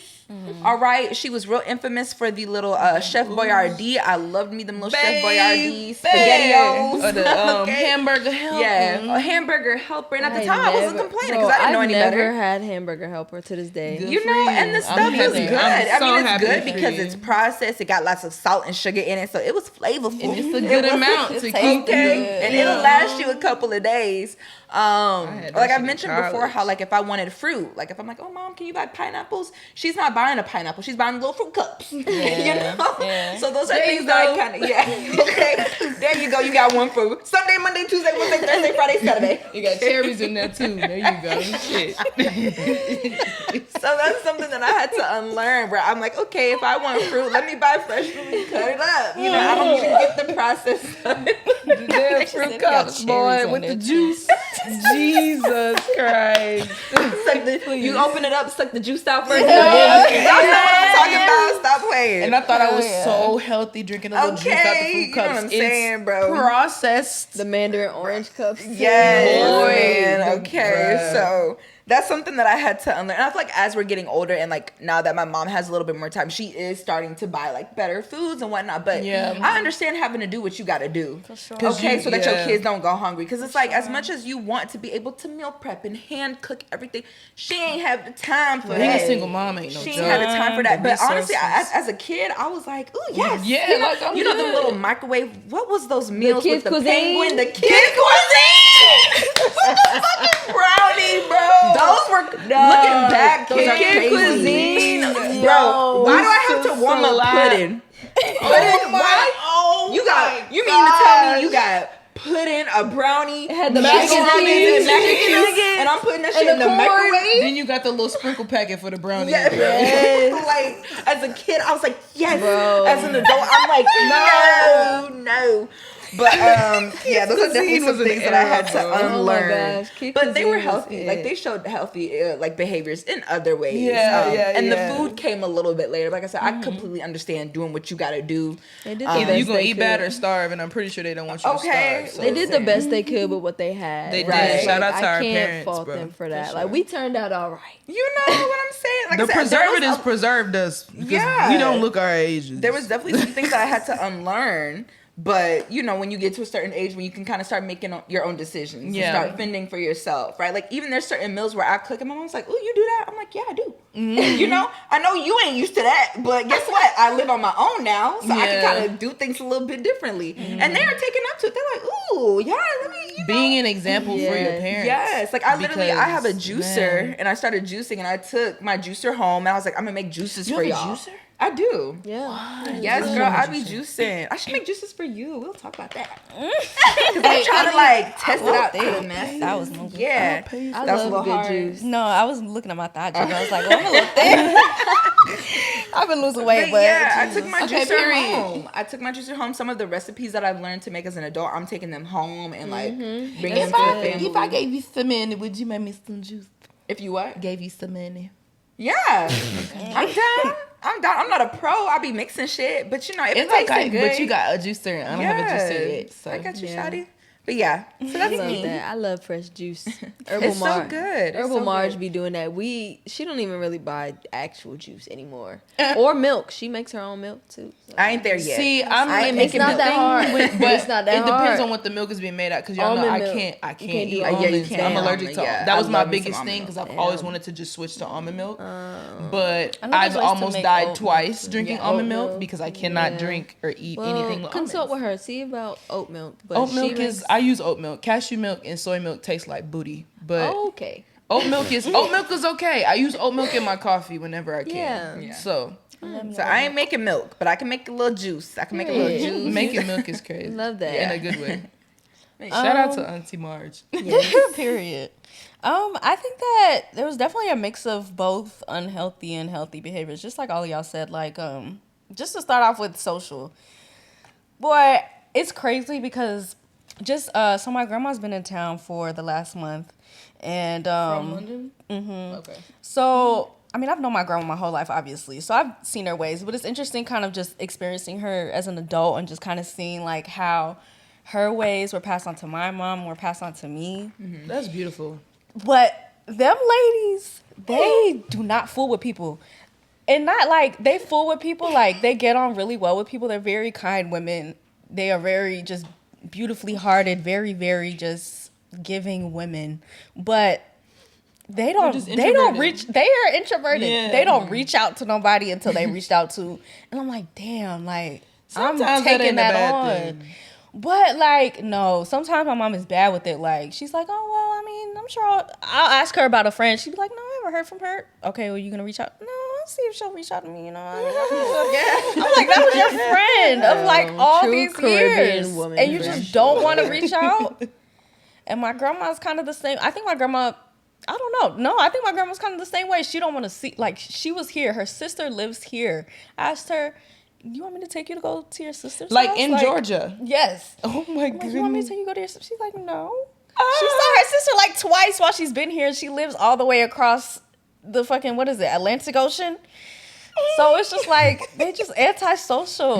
And I feel like I've kind of developed a little bit of those antisocial qualities. I'm trying to work through it. Like, I really do want to do better with checking in with people and doing things like that. But boy, Don't let it drain you though, because That's- I'm the friend that checks in on everyone, and sometimes it starts to be like, you know, Yeah. I hope you're Yeah. well, but I just but there's a balance though, because I think Yeah. I'm on the opposite end of the spectrum to where I'm like, well, they'll reach out to me if they need anything, but I'm over here just doing my own shit. I don't even have the capacity. But sometimes you just gotta push and just if God put you on my heart, I'll pray for you. But I don't feel like talking. Right. And I I always pray for genuinely my don't. people. I really do try to always pray for my people every single day. When I wake up, I'm like, thank you God for waking me up. Thank you God, keep on covering my peoples, my loved ones, Facts. and all them things. But yeah. So socially, trash. Yeah. But I feel like physically, my mom is very, like I said, pretty health conscious. She's been that way for like most of my life. She's always been in the gym. She would do the fucking 5K races every year and shit like that. 5K. You know, things like that. Girl, we should do a 10Ks, 5K. 5Ks, 10Ks. Shout out to Kaya. She be doing Yeah, that shout shit out too. to Kaya.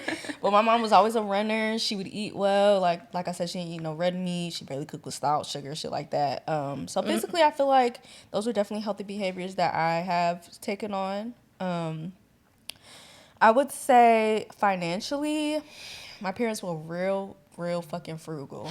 And I hated that shit growing up. I really hated that shit growing up because I never had the latest stuff. Like, rarely ever. Like, Christmas, maybe I would get, like, the latest whatever product that the kids was wanting at that time. But, like, new Jordans, new fucking what? I never had pastries. That makes me sick to this day. I never had pastries. I had the knockoff Payless version of pastries, bro. It's okay because no one was actually like checking them hoes. Man, I wanted my pastries. But listen, I wish we would have known each other back in the day because you know where I found my pastries? Where? Burlington, bro. Man, And they were real. I was like, oh shit, Burlington got pastries. I wish I was a little more resourceful. But yeah, I didn't have the newest shit. I didn't have the newest clothes. I would have clothes for forever. My feet would be hurting, and old shoes that I would have, to where I would almost be like afraid to ask my mom for new shoes because like there was a long point in time where she wasn't working and like my dad was the breadwinner of the house and things like that. But yeah, like man. Yeah, but like growing older, it's definitely good habits to have to be more frugal and not, just want to consume, all the time. Spend just it on now, shit. get it back later. Right. On shit that you don't really need. So I definitely think that that's a good trait to have. Yeah. And I think that, I definitely have learned a lot of healthy things from my peoples, but also maybe things that I need to change. Yeah. You know what they say? Chew the meat, spit out the bone. So I feel like we all can. I never heard that. No. Y'all never, like, so it's basically saying like if your parents give you something, you take what you need and spit out what you don't. So like there's certain traits that you're like, okay, yes, I'm gonna take that. I'm gonna chew the meat, but I'm gonna spit out the bones because I don't need that. You're so country. I can't believe That it is country. Chew the meat, spit out the bones. Chase. Have you heard of the phrase "chew the meat, spit out the bones"? Yeah. That's some Augusta shit. That's some Augusta shit. I ain't never heard that before. That is for one area of Georgia. But no, country people be having the little phrases for everything, and I love that shit. I love that shit so bad. I love it. I really do. I love it. I can't believe y'all never heard of that. It's like always a phrase for like. You from Augusta too, right? You heard that before? Hell no. See, that's some Augusta. Maybe we need to make me sing country. We need to put a poll on our life. We're gonna put a poll on our life Instagram. Chew the meat, spit out the bone. If you heard this, where are you from? Heard that That's phrase? not country shit. It's some Augusta shit. We're gonna ask the audience. Look, Caitlin, you heard this before. She has. She has. Lord. Well, guys, that wraps up the main topic of the episode. I feel like that was great. I loved it. I hope that y'all enjoyed that too because shit, I learned some shit. I hope that y'all learned some shit too.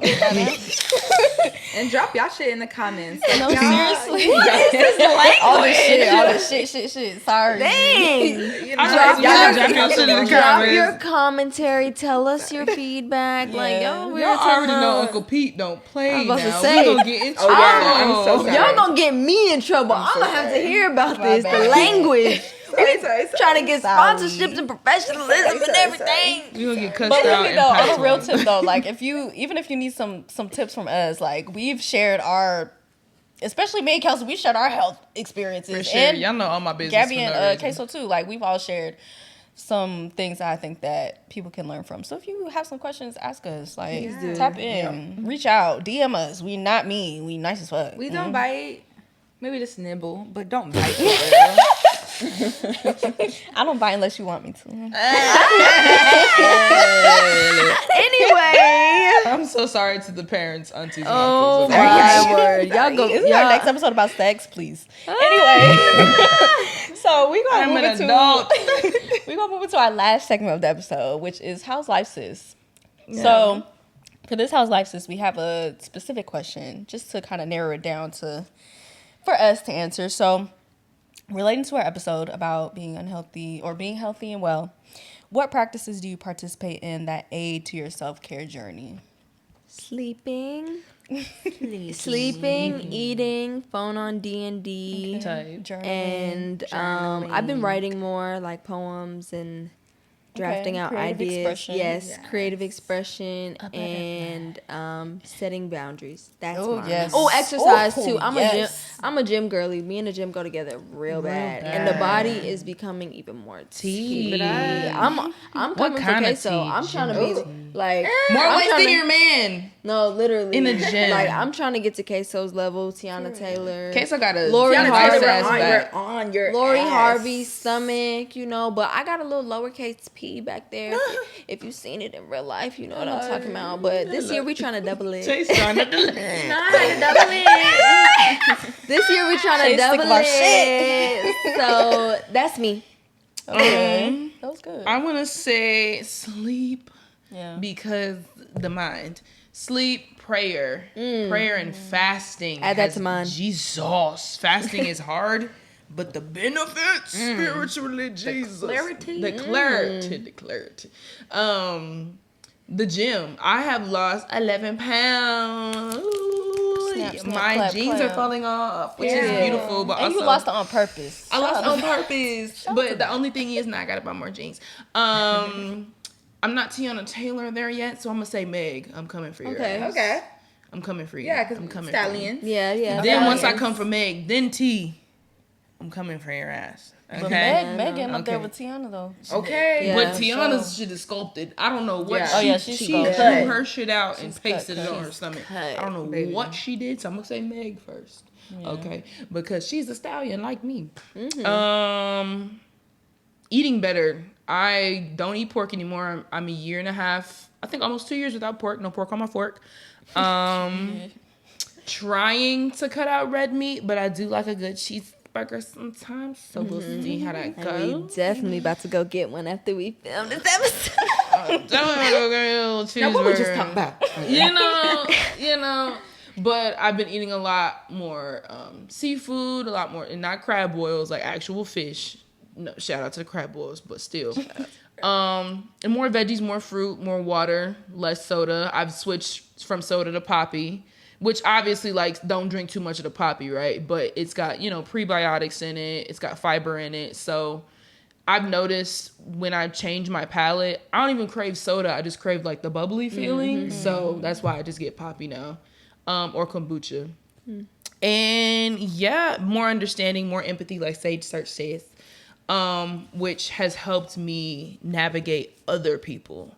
Because I think I got to a point, and I talked about this in season 1, where I was empathetic to everyone to the point where I was so irritated that I was not empathetic to anyone. So now I'm finding a balance of being like, okay, I empathize with you to a certain extent. You know what I'm saying? Yeah. So boundaries, and I'm gonna quit the job if I don't like it. Period. And it's my last week. I got a new job. Amen. Which Snap, honestly, snap. they know, but we would have meetings, y'all, for the podcast, and I would come to meetings in tears. So literally had to find a new job because We love that for go. you. yeah. Love that. Life is too short. Like, I know get to the bag, but like Precious. your mental health as well. You feel me? Amen. But yeah. For me, getting back into journaling. I've always been a big journaler. So just trying to be more consistent with that. I used to be really good with like meditating and just clearing my mind because my thoughts be running at 1,000, at 1,000 per minute. So like meditation actually just kind of helped to like clear my mind. And I got to a point where I could do it like 20 minutes. It felt like 5. So I want to get back to that. I really do. On top of what they said, like just continuing to be physical, move my body, eat right.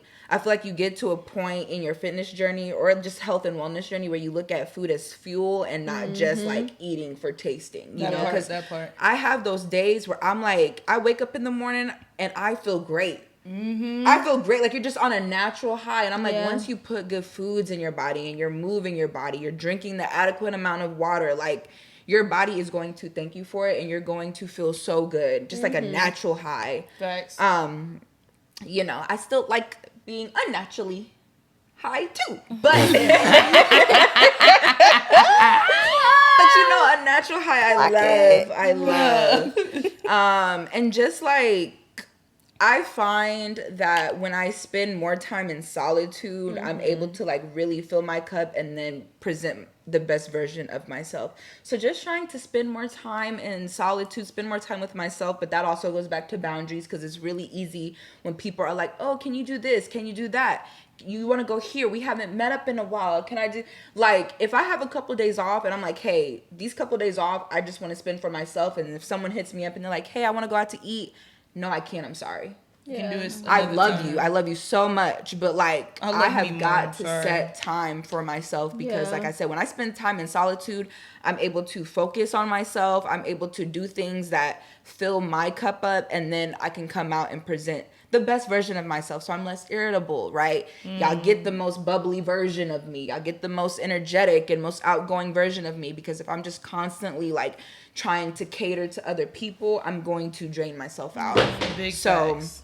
just trying to constantly, like, you know, remind myself that, and like I said, just spending more time in solitude, setting harder boundaries for myself, setting better boundaries with sleep, because I'm really bad at that. Same. So those are the ways that I've been just trying to aid my self-care journey. But yeah, what about you, Sage? Love that. Yeah, that was great. I would say definitely being more mindful of what I am ingesting, what I'm eating, what I'm, drinking, things like that. Trying to make sure I'm up to date with my water content, with the vitamins that I take, with just the different natural herbs and things that I consume, because like I said, I'm overcoming a pretty bad flare up, so it's been kind of important now more than any other regular day that I am more mindful of my diet and things like that. So that I would say, we always talk about Mama Marge in this episode, but like I said, she taught me a lot. Breathing, that breath work, important. Yeah. Breathing through Yeah. shit can really take you from 10 to 1. Like, to 0. Like taking some really, really, really deep intentional breaths. And when I say intentional, like breathing shit in and letting shit go with like the exhale, and really just kind of like sitting in that. So kind of being in kind of a putting yourself into a meditative state to where if you're experiencing some stress, you breathe through that shit. I have taken myself out of damn near anxiety attacks by just taking a second, like, say, just sit the fuck still real quick and breathe, bitch. Yeah. And that shit does wonders, for real. But you got to be willing to receive that shit. I think turning 25 definitely implemented in that as well. Like that mindset of like, I have the power to take me out of this space. Is big, for sure. Choosing happiness in situations where it might seem impossible, just making that choice to be like, you know what, all is well, I'm okay. Yeah. God is here, and God gonna get me through that shit. Amen. God and shit in the same sentence. That's crazy. Wild. We get it. But You know I hurt. But shoot, I hope you know my heart, goddamn. But I'm sorry. I'm sorry. What did we just talk about? My bad. I don't make it right. My bad. It's okay, you're good. Anyway. It's okay, you're good. But yeah, so doing those things, diet, breathing, meditation, writing things down has definitely helped me a lot. Journaling is something that I kind of take breaks on. I wish I was a little bit more regular with it, but it's definitely something that helps a lot. Consistency comes with time. For sure. For sure. You gotta give yourself time. Right. For sure. For sure. Catch it. Jesus. For sure. I'm trying to read more, and I think that's been a pretty good thing as well. Like, kind of just, I've definitely been a person over the last few years to where, like, I feel like I can't sit in quiet anymore. Like, even when I sleep, like, I just feel like I can't sleep if there's nothing in my ears. With that brown noise. I mean, I'm doing better with child, please. Insider. I'm doing better with playing more like sleep noises and things like that to sleep. But back in the days, like, I couldn't sleep without watching something, like having something playing on the screen. But yeah, so being able to sit in quiet and kind of relax my brain is something that I'm working on. But I'm sorry. they over here cracking up. I'm sorry. It's the inside. It's the inside. sorry. joke. Anyway, I'm so sorry that Sage. We're not there's an laughing inside at joke, Sage. but- We're laughing at an No, I insider know. that It's Queso the inside. said. It's the inside I'm joke. sorry. No. Sorry. I love what you're saying right now. And I'm sorry that y'all learned in an inside joke. It's not even that funny. Yeah, we can't tell you that. We can't tell you that. But yeah, so just putting in better practices so that I am not aiding and abetting in my stress, like, and am able to I'm able to control what I can control and will myself out of dark spaces. You know what I'm saying? It's an important trait to have on your self-care journey, because times will get hard and sometimes you are gonna have to just will yourself out of that shit. The mind is a powerful thing. Don't underestimate that. Take care of your mind more than anything else. Before anything else, get the therapy if you need it. Sit with yourself. Don't be afraid to sit with yourself and talk to yourself. Talk to God. Talk to someone that you trust. Amen. So get yourself out of dark spots because it helps. And sometimes people just need that extra help. And times are hard. It's 2024. People are broke. And people are struggling. And it's hard out here. And it's a lot of things that suck. But there's a lot of things that are great, and there's a lot of things that are weird. But anyway, so Ooh, I like how you did that. Ooh, that was cute. I like how you did that. I hope that I was able to tears. distract you guys from whatever the hell they got going on right here, and give you some encouraging words. I hope that you guys have a great, beautiful week. Spitting bars, Sage. No, for real. I hope And that I you all also have just a want to beautiful say, week. like, the breathing thing. If you're one of those girls like me who used to love fighting everybody for no reason, please breathe. Yeah. Please breathe through it. It You may make save a you. great baddies candidate. It may save you from a They case. would love you on Yeah. Zeus. It may save you from a charge. It's genuinely, deep, I deep promise breath. you, it's not worth it. Like, at this point in my life, there's only one thing you can do to make me knock the shit out of you, and that's hitting me first. Okay. If you touch me, that's your teeth.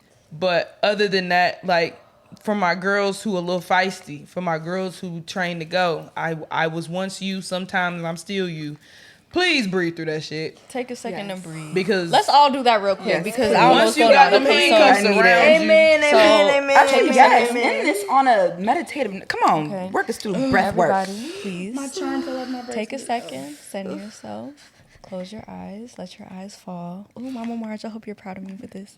Unclench your eyes fall, jaw. unclench your Drop jaw, your relax shoulders. your shoulders, relax your body. Take a second. So everybody, please take a deep breath in through your nose and out through your mouth. So with this next breath, breathe in all of the troubles and the strife that you might have, that you might be worrying about, that you're going into this week with. Take that in, and with the exhale, breathe that shit out because it's not important. And you're going to get through that shit, okay? So we're going to take a second and do that real quick, okay? So take a deep breath in and out. Do it again if you need to real quick. Take a deep breath in and out. Okay. They still over here giggling and shit. So, but I think that we gonna end it right there because y'all You have should have great. started off with that. Oh my That god, was that a was great, great. great episode, Love guys. So, thank you guys so much for tuning in to another episode of Life is Weird. It's our second episode of the third season. I hope that you tune in for the rest of the season because we got some great content coming up. And yeah, follow us on all our socials. Follow us on our individual socials if you fuck with us because I hope you do mess with us. Sorry, mess with us. And never forget to always keep your legs closed to married men and women and they thems. Okay, period. Have a great And week, guys. Bye, weirdos. Love y'all. Mwah. Bye.